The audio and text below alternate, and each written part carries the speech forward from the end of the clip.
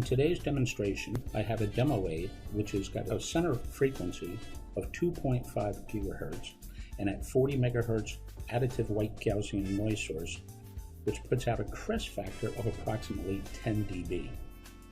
Inside this device is also a 14 dB amplifier. We're feeding this signal into an RF isolation chamber that contains two Vivaldi antennas.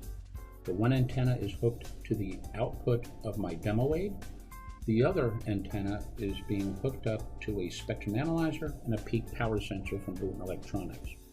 As we can see on the display of my computer, I have the spectrum analyzer display with an average power, and I also have the Boonton power analyzer giving me average power readings.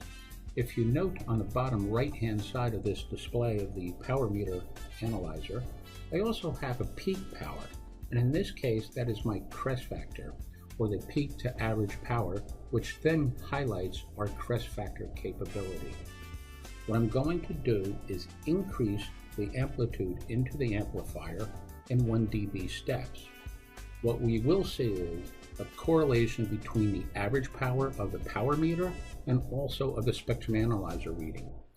What we are noticing though is that as I increase the amplitude, my crest factor now has decreased substantially. So in my complementary cumulative distribution function, I can see at 1 part per million, I have almost a 3 dB decrease in my crest factor.